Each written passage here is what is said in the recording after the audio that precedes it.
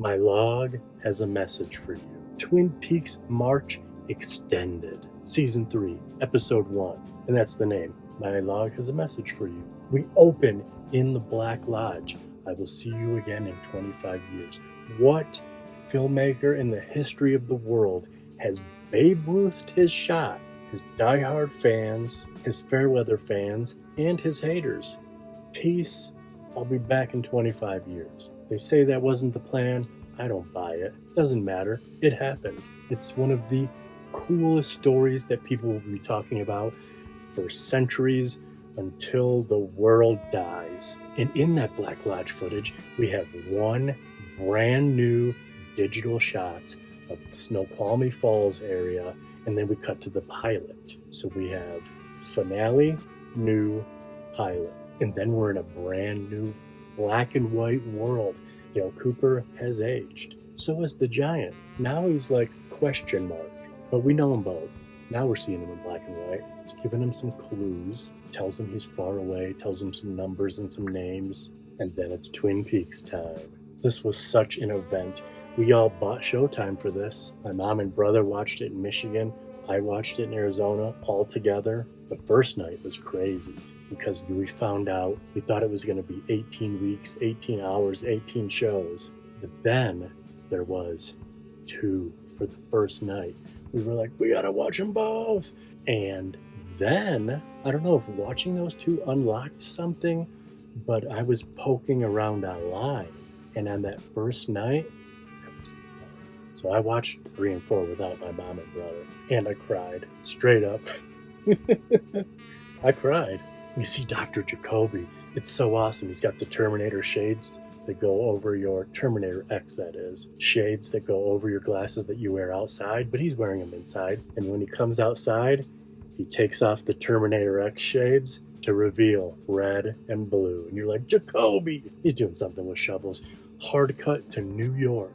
Takes a little getting used to. Digital Twin Peaks. Very cool looking.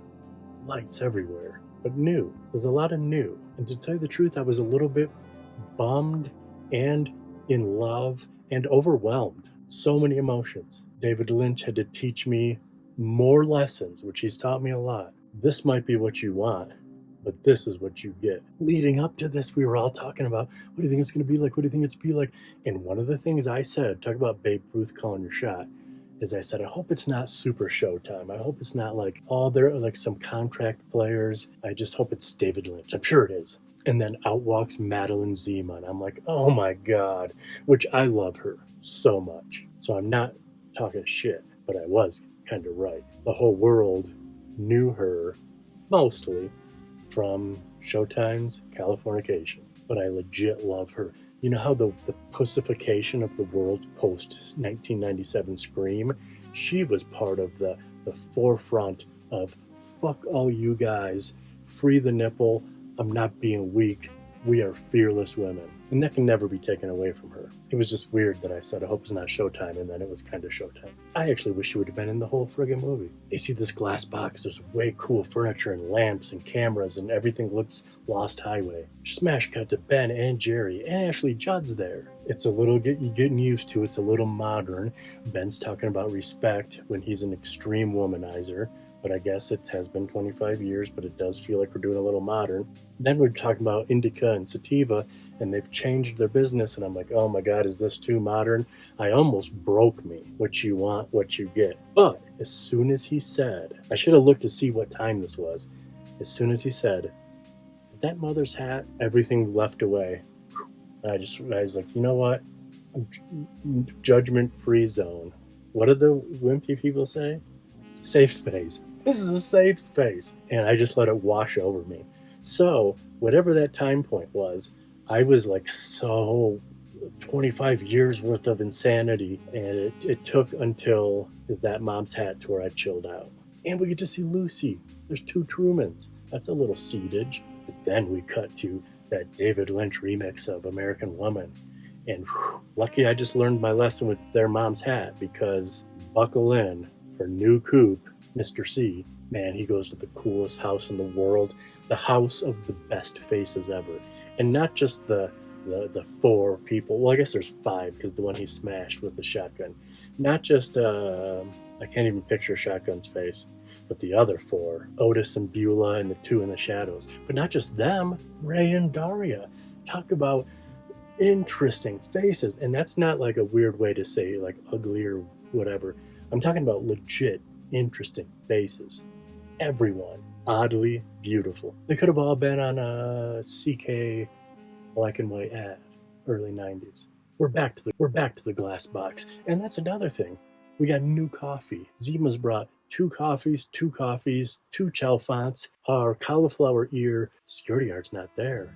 She gets to go in.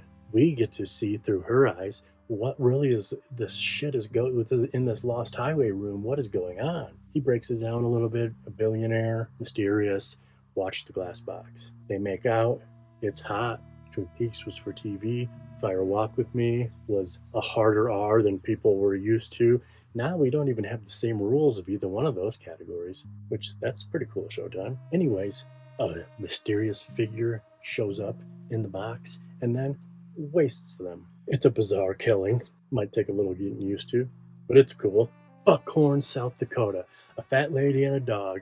Hilarious. Comedy. Mulholland Drive. She's got a smell. She has to call the cops. They're trying to figure it out. We got to get in this thing. Oh, the maintenance man, his brother, oh, his friend, there's a key somewhere. We got to do all this stuff. We get to meet Max Perlich, going off about Harvey and Chip and having a bald head. But then she realizes, I got the key. I'm supposed to water the plants. I'm sure that was maddening to some people. Wait till you see the broom sweeping. I thought it was the fucking best. Might be the best part. And that's saying something. It was just so well done. There's a dead body missing her eye. And then you realize she's missing her body. It's a fake body attached to it. It's a big, fat, hairy body. It's Ruth Davenport. But we get to see Jane Addams, which is amazing. Catherine. We see the log lady. It's heartbreaking. It's also heart-swelling. It's so beautiful. You know, she passed away 4 days after shooting this part. Unless Lynch let her see rushes, dailies, she never even got to see. But boy, did she pull on everyone's heartstrings with a great performance. And she calls Hawk and tells him there is something missing. This something missing has to do with Special Agent Dale Cooper. Blast from the past. And you will solve it through your heritage. We're back to Buckhorn with Bill Hastings. That's Matthew Lillard giving a phenomenal performance. God, he's so good.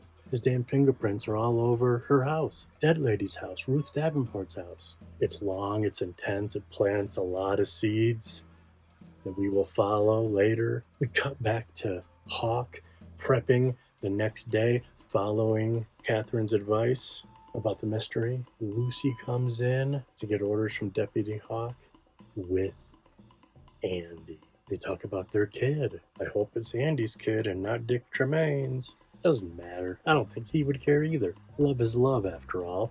And we're right back to the black and white music, scraping sounds, credits. We're sandwiched in that black and white world. And that's one of 18. My log has a message for you.